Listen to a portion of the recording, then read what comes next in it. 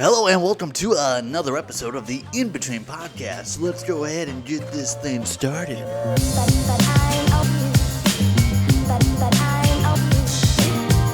Hello and welcome to another episode of the In Between Podcast with your host as always, Kyle McLemore. Thank you so much for tuning in. Thank you so much for stopping by. And if you can tell, it must be that time of the year. That's right. Beanie season is here. Ooh, yeah. Must be the season of the beanie. Finally creeping up on beanie season, and although here in sunny California it's 80 degrees all the time, even in the depths of October, summer's last hurrah. Summer refuses to keep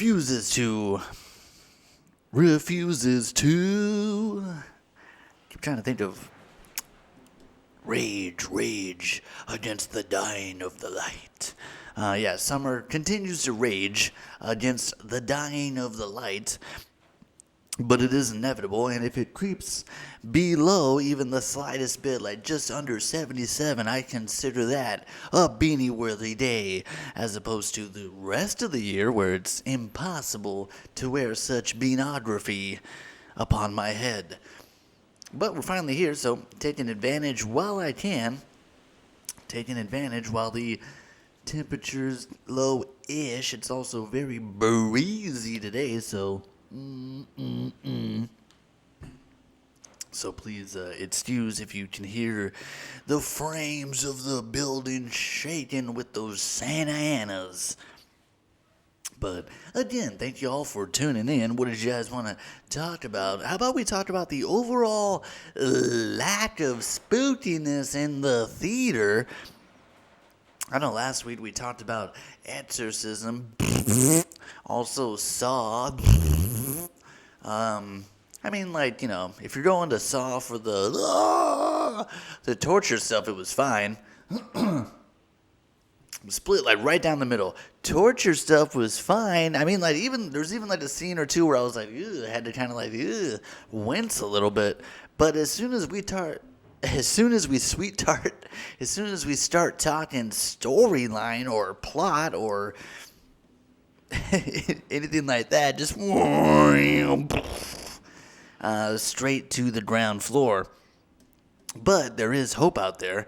There is hope for a entertaining show that is both entertaining and also kind of on the spookometer, or at least gets you in the Halloween mood. Also, I don't know if I don't think the news broke when I did the last pod, but in case you haven't seen The Exorcist Believer, hang on one sec, let's try to clear this out. Thank you for standing by. In case you haven't seen Believer, just wait one day, because they're gonna stream it in a week.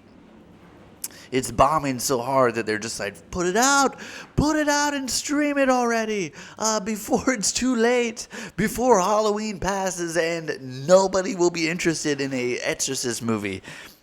As soon as the Christmas jingles start, nobody's going to be in the mood for an Exorcist movie. So put it out on the streamers before Halloween, for the love of God, so we can make at least a couple extra bucks before this thing is forgotten.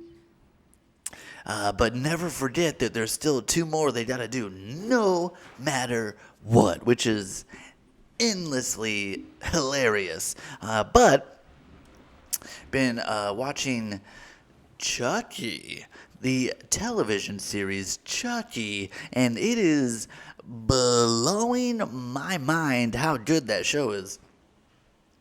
Barely starting season 2, so I can't speak to season 2. I think it's on season 3 now, so I can't speak to the future. But season 1 is rock solid, dude. Solid as a rock. Solid! Because it's and you know what's interesting about Chucky is that, in terms of, horror icons, Man, well, I was going to say that Chucky has like one of the most bananas. I'm talking BANANAS, like storylines. But when you really think about it, I mean, like Friday the 13th, Nightmare on Elm Street, Halloween, they're all insane on their timeline. But where they're different is that with the most recent Halloween, with its whole like reboot, they keep take it back from the start. Even more recent than that is Exorcist. Erase Exorcist 2 and 3 and what other spin-offs you had. It's just redo, as opposed to Chucky that's like, nah. Straight up, nah. Hey, we know, dude. We know that our storyline is a roller coaster of insanity. But we're just going to put on our lap bar and just embrace the roller coaster, dude. Because it is a fun ride. At the end of the day, say whatever you want, but you cannot say that it's not a super fun ride with Chucky. Chucky it's so fun. It's the switch from just being like, hi, to like, oh, you fucking bitch. Like, so crazy. But they do no restarts. They do no, hey, don't remember that. Hey, forget about when we did that. They're just like, no, remember everything. Remember like Chucky 1 through 4 or whatever. They bring back the OG kid, dude, from Chucky 1. He's showing up. They completely give you like a recap in case you're out of the loop on the whole Chucky storyline. Jennifer Tilly, dude. Jennifer Tilly. Man, Chucky is... Chucky, again, I want to say, like, Chucky is this weird franchise that does this thing, but it's not even the only one that does it. But there was a moment, dude, when Chucky was, like, really, not just Chucky, all horror films were, like, so meta and, like, up their own asses of, like, in reality, sort of. Like, there's a part, I think it starts with, like, Bride of Chucky, where it's, like, he meets, like, another doll or something, or, like, it's, like, his ex-girlfriend from when he was alive, and then she gets dollified, and then she's played and voiced by Jennifer Tilly, but that doll, like, goes to meet the real Jennifer Tilly and, like, possesses her and becomes Jennifer Tilly, so it's just, like, this crazy, like, played by Jennifer Tilly who meets Jennifer Tilly. Same thing with, like, the Freddy Krueger thing. There was like Freddy Lives or Freddy the movie or something where it was like they were making a movie about Freddy, and because of the movie it was giving him power, and like it was very meta because like even like Wes Craven was in it too, and like Robert Englund is in it, and like I think Freddy kills Robert Englund. I don't remember. I only remember it being like so self-aware and like incorporating itself into itself and like intertwining with like reality and fiction and like crazy. But Chucky's doing it right, man. Chucky is doing the damn thing. It is crazy, first of all. Crazy, but also like really entertaining, legit funny, legit like gory, legit horror, dude, legit fun, because Chucky is like they are like really like man, like it's so fresh, dude. It's like at the end of season 1, there's like this whole segment where like Chucky's talking straight to the audience. He's like, hey folks, so let's go back through the season and do our little kill count. And so like they rewind and it's like, remember that? Hey, remember that? 1, 2, 3, 4. That they go through all the thing, and it's like, dude, this is a fun fucking show, dude. This is really fun. Yeah, highly endorse Chucky, dude. Get up on it if you're not. It's on, that's the only thing, is it? I'll have to look and see if I can watch it on Hulu, because I've been watching it on the cock. I've been watching it on the cock. Peacock, that is. Always blows my mind, dude, that that's the name you're going with. It could be like, you could just rip HBO. It could be like NBC Max or NBC Go or National Broadcasting Channel Go or something, but dude, you're going straight up with peacock. Every time I open it, just the word, all I see is cock across the screen. It's crazy. But yeah, also with new shows. This will also be probably the first time I get to talk about, I don't know if I've talked about Loki up until now. Season 2 finally drippity dropping, and I've been dying for it, dude. I've been dying for season 2 to come out because season 1 is my jam, dude. Jam City. I've already burned through that first season like at least 4 times because that thing is a banger. It kind of ends on a fizzle. Ends on like a slight fizzle because that's actually like the first introduction of the whole Jonathan Majors Kane character. So it's like the finale episode is just like all exposition on this new character that we're like introduced to. So it's kind of like this weird flat at the end. But every literal thing up besides that is just 10 out of 10. It's got, so I think why I did it so hard is it's got like a real BioShock vibes. BioShock the video game, but what I mean by that is it's got just this amazing harmony of it being not just super retro, like everybody's like 1950s kind of suits and like office kind of thing.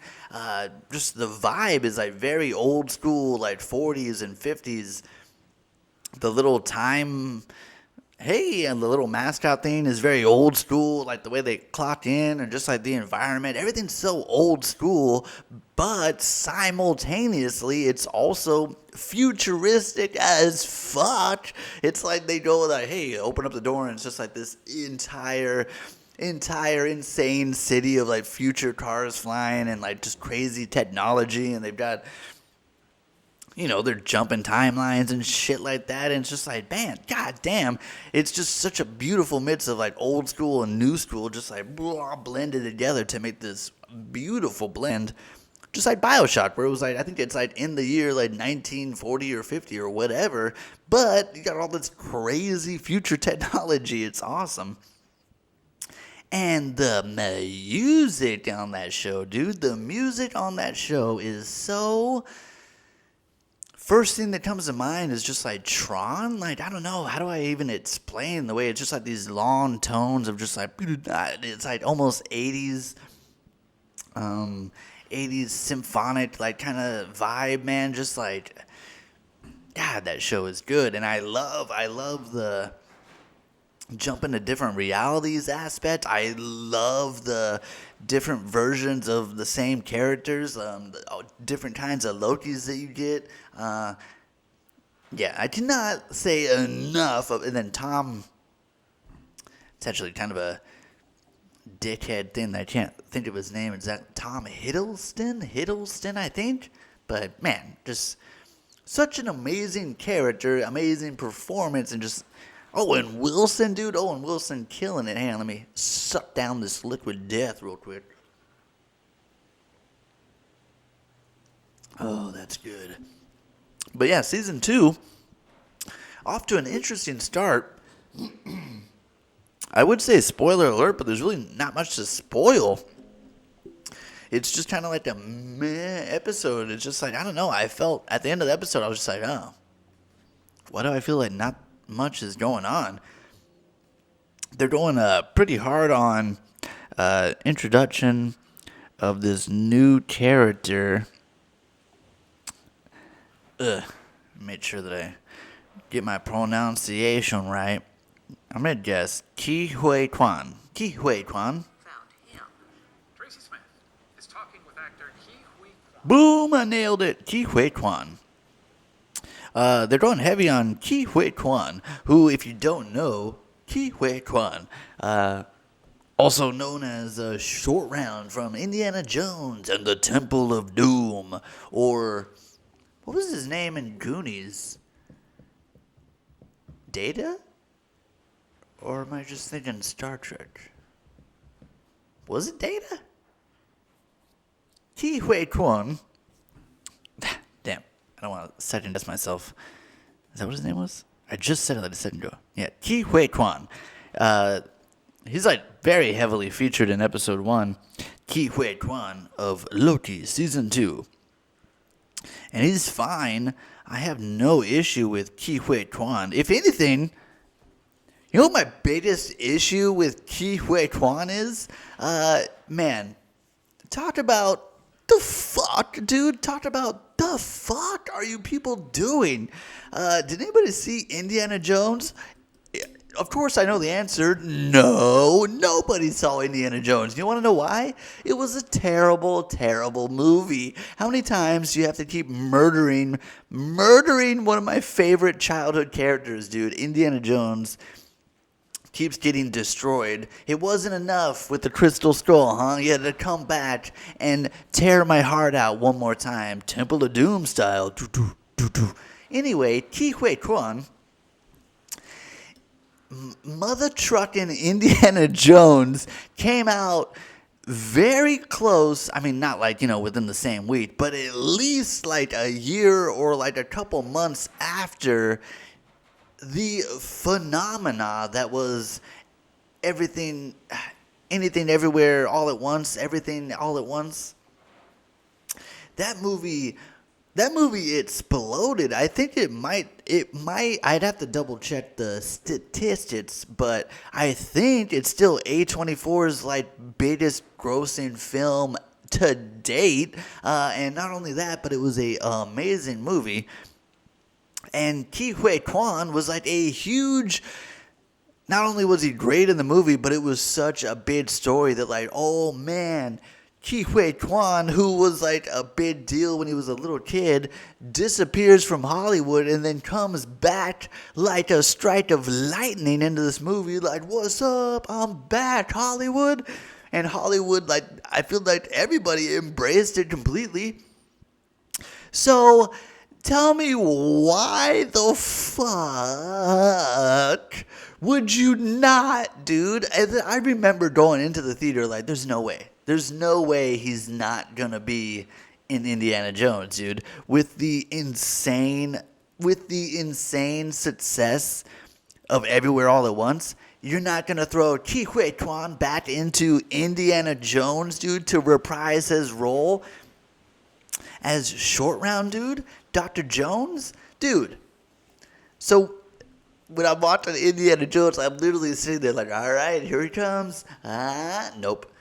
Here he comes. Oh, damn, no. Oh, this has got to be it. Oh, damn, no. Dude, they even, like, introduced, they're like, oh, here's my old friend. And it's like, oh, shit, here he comes.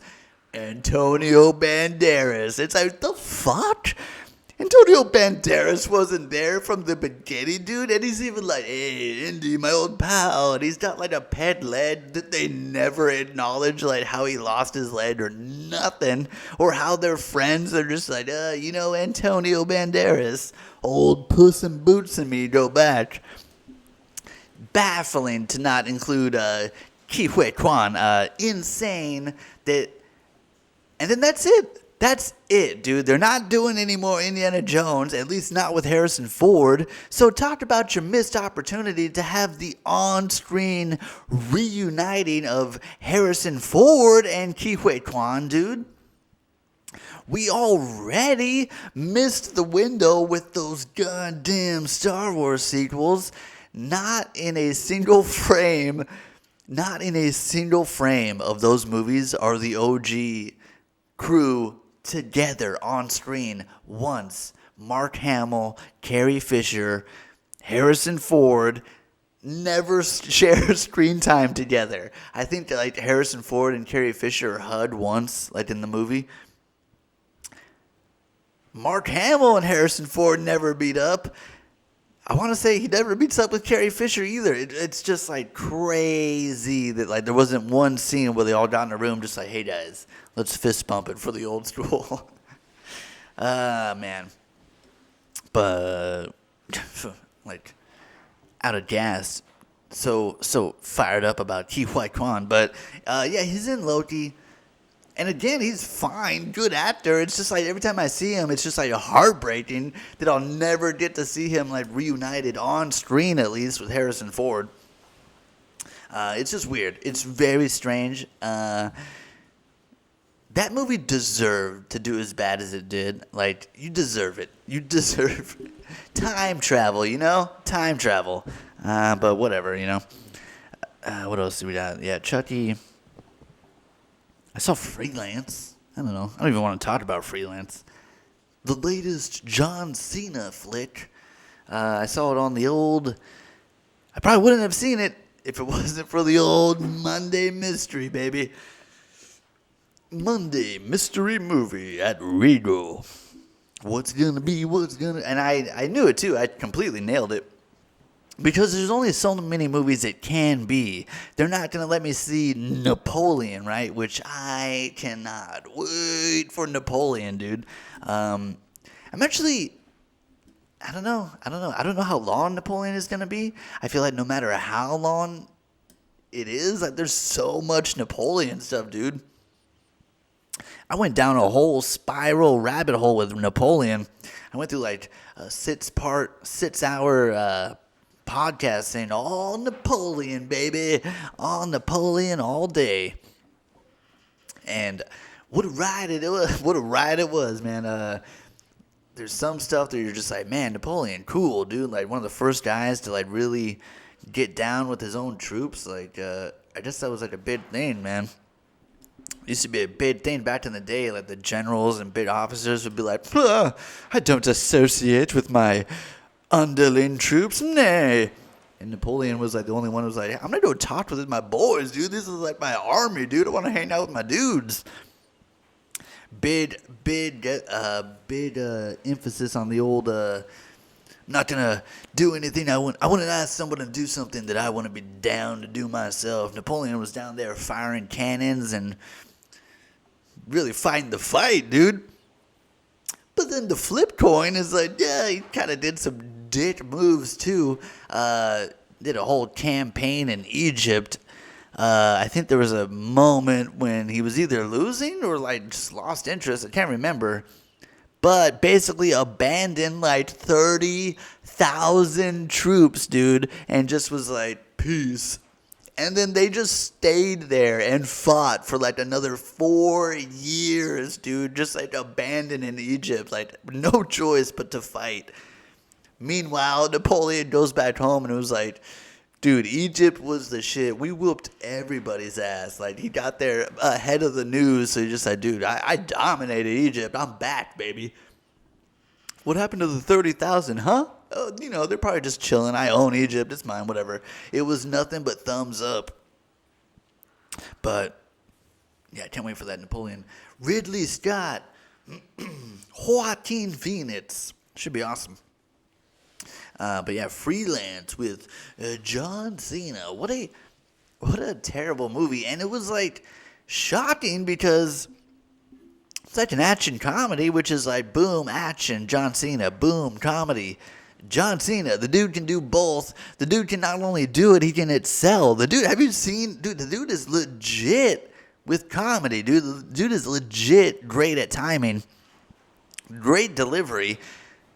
It's weird how they're like holding him back in this movie. Like just like all the jokes are flat. I kept expecting there to be like jokes that they would just kind of like not make, and I'm just like, oh, I was expecting. Like there's a part where like he's recording like a speech or like an interview or something, and like it's like this big dramatic speech, and like I'm just expecting it to be like, oh, I wasn't recording the whole time. I don't know. Maybe I was just expecting too much. Not good. Weird action. Weird CGI the whole time. So much like running with a green screen and like driving with a green screen. Keeps calling Christian Slater, bro. Hey, brother. Hey, bro.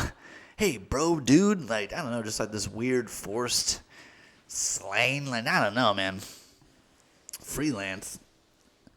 Not good. You can go ahead and pass it on up. Gotta look at what else is coming soon. We're actually in this weird in-between time of the year where there's not a lot dropping. I'm dying to see how well this Taylor Swift movie is gonna do, because I'm pretty sure it's gonna do amazing. The bitterness of this Americano, as opposed to that sweet, sweet liquid death. But yeah, Taylor Swift is like the only movie coming out right now. I'm probably not gonna see it, but I am curious to see how well it's gonna do. Cause it's like just finally coming off of her world tour, where it's like she made all the money, and it's like I need more. But why wouldn't you, dude? I would too. Why the fuck wouldn't you, man? Make all the money, Taylor Swift. You'd go for it. And then I saw Beyonce like, oh, Taylor Swift is on it. I'm going to jump on the train too. Because I think like maybe like a month after this Twaler, a month or two after the whole Taylor Swift movie dies down, then Beyonce is like, what's up? You can see my concert in films too. Let's do it. Which is like a great idea. I don't know why you didn't do it earlier. I mean, good move, Taylor Swift for sure. Made all that money. And now she's taking over the NFL as well. Ba-dum. She has to do halftime now, right? She has to do it. Like the Taylor Swift merging of the NFL. The Swifties are coming. Or at least have her do the new Monday night or whatever, right? Monday night, Sunday night. Hey, I've been waiting all day for Monday. You can give her the Thursday, dude. There's a good way to boost the Thursday views. Get Swifty on the Thursday pod. Or not pod. Thursday, the Thursday games. Speaking of which, got the first Bronco Thursday one coming up. It'll be the first time I get to watch them on TV. So that'll be fun, I'm sure. And we'll see. But we can do a little moving on to what's coming out soon. Which is tough to do. Because sometimes like they show me too much. Show me like what's coming out on every single streaming service. Upcoming releases. Because we are in this weird in-between time. Also with the strike too, it's like that's just adding more to like the lack of entertainment. Also online streaming service, but Killers of the Flower Moon, that's the big one for me. Killers of the Flower Moon, baby. But I gotta start prepping my body. I gotta start prepping to like really be able to hold my urges to use the bathroom for 3+ hours. Martin Scorsese, you crazy son bitch. I think this one is expected to be about 3.5, which I think is about what Oppenheimer was. Old Oppie, 3.5. And I specifically like peed a bunch before I went in, like before I left the house at the theater. Trailers were going. I got up and ran to the bathroom one more time, just like pushing every last drop I could. So same thing with this one. Gotta prep. Also, no soda in the movie. Get that out of here. Gotta concentrate on this film. I gotta go in there dehydrated as fuck so I can sit through the entire film in one sitting. It's pretty funny too with the old Scorsese getting some heat for being such a hater on the superhero movies, but maybe he's just hating so hard because he hasn't been offered to do an Avengers movie yet. All my life I wanted to be an Avenger. Yeah,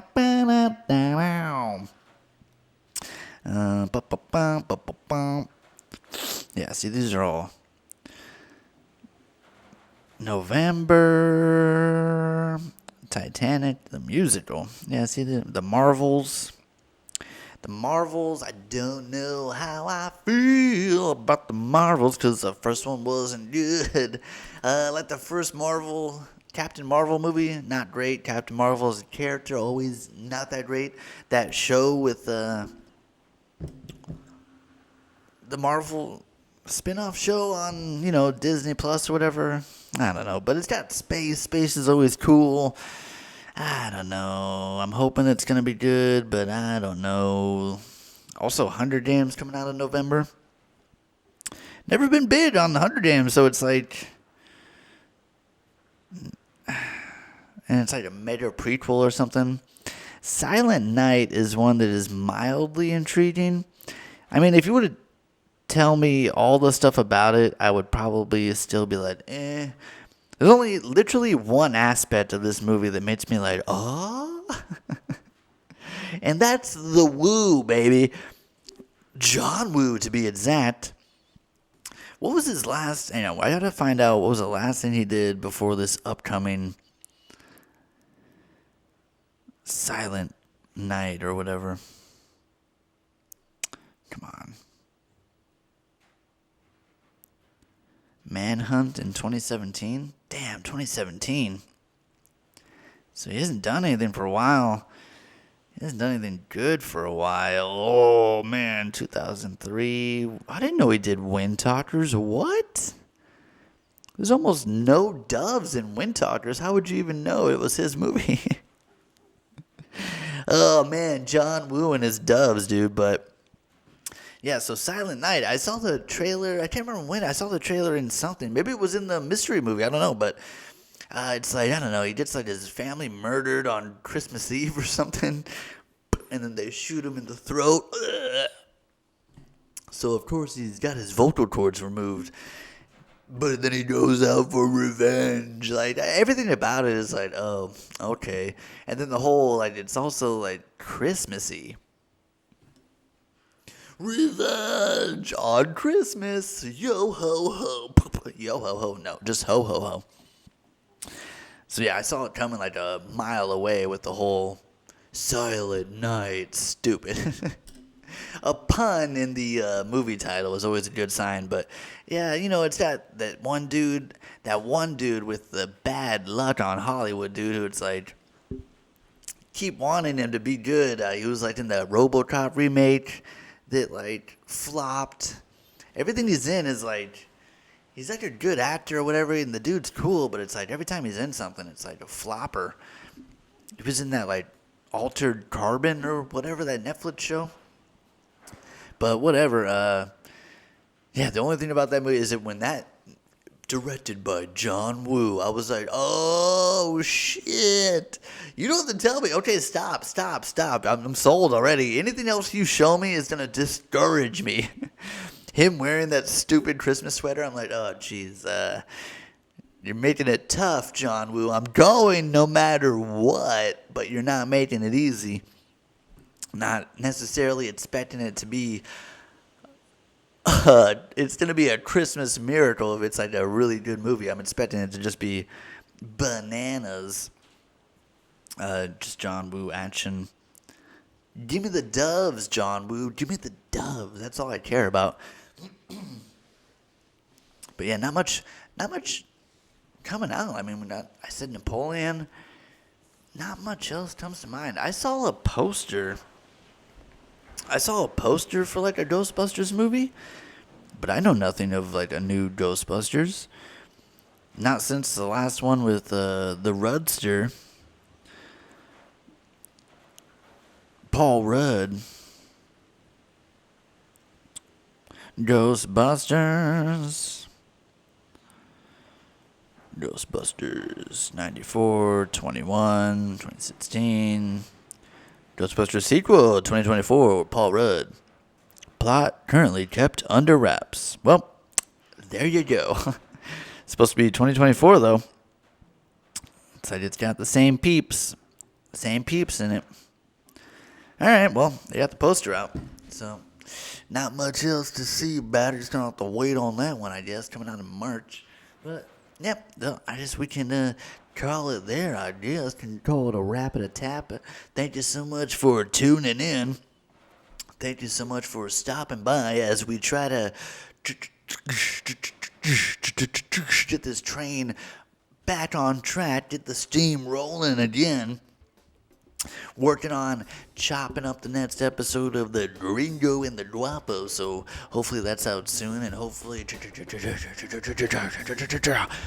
train gets up some speed soon. Make sure you hit that like and subscribe button, as it's much appreciated. Not a lot else that really keeps this channel going other than your support, so thank you so much, and we'll see you next time on the pod.